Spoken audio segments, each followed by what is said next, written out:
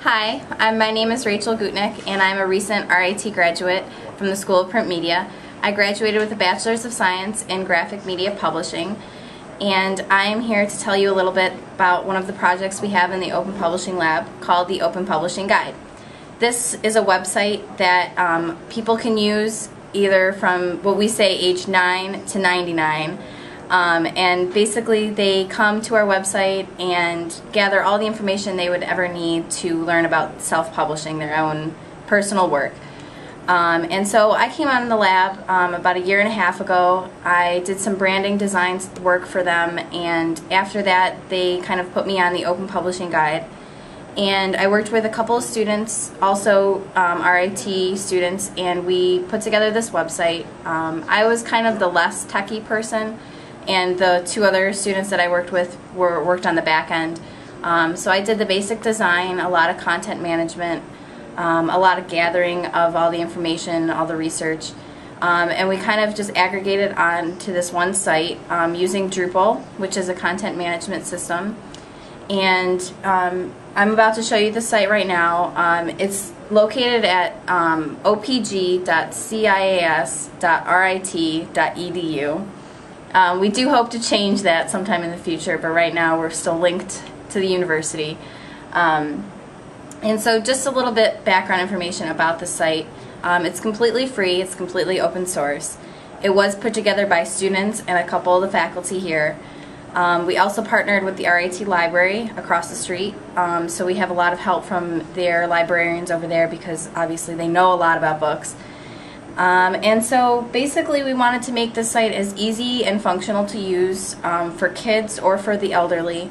Our basic goal is to empower people to make their own books, and even though the people that worked on the project know a lot about publishing, we really had to kind of simplify it and make it easier for the average user to understand and to recognize how really easy the process of self-publishing is. So now I'm going to give you a short tour of the site. This is the main home page that you'll go to, and up at this top blue bar you have the main navigation page. When you scroll over these little bars you get more tabs. The About page gives you a basic description of who we are, what our goals are for the site, and a little bit about the Open Publishing Lab as a whole. On our website there's also a lot of contact forms, so people can go on and let us know what they think of the site. These go directly to an email which I check daily, so they are getting read and they are getting responded to. That's a really important thing that we want to voice to people, is that people are actually on the other side of this website and it's not managed by a huge group. The main bulk of the website is our resources page. Here you'll find resources such as marketing, copyright, public domain, free software, references, and a glossary of terms. These really were the 6 categories that we put a lot of effort into. If you click on one, for instance copyright, you'll see a list of resources that will give you a lot of information about the copyright laws that are currently in the United States that are really important for authors to understand fully, because if they don't, they can run into a lot of trouble later on. Some marketing resources. Once your book is published, there are a lot of options for authors to really spread the word. And so we've gathered a long list of resources for them to use. Public domain resources. This is a really important one for us, considering that everything we do here is public domain.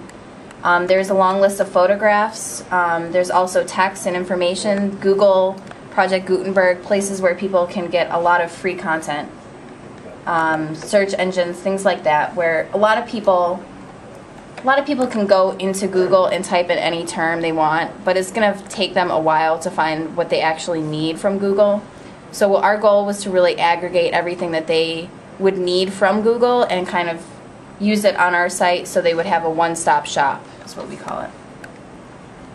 A really nice part of the site is the glossary. This is something that we're currently working on over the summer.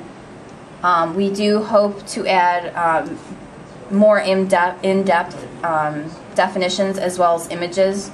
Here you'll find words that to the average person they may not quite understand when they go to actually build their book, but to people in the publishing industry they're very basic terms. we found that a lot of people get hung up on these terms and get frustrated and don't really know where to go to find the correct definition. Another great part of the site is the Self-Publishing Advisor. This took a lot of work on behalf of the 2 other students that we worked with.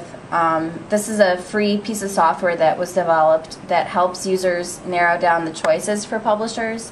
There are a lot of companies out there that do what the user would like them to do, but there's so many different choices, whether it's price or certain services that are offered that they were looking for, that it's really hard to come by and narrow down your choices. We kind of took the model from when you go to buy a laptop online. Some of these websites you'll go to and they'll prompt you to they'll ask you some questions about the computer that you want to buy, how much space, how fast, how big of a screen, and by the end it'll tell you exactly what matches are good for you.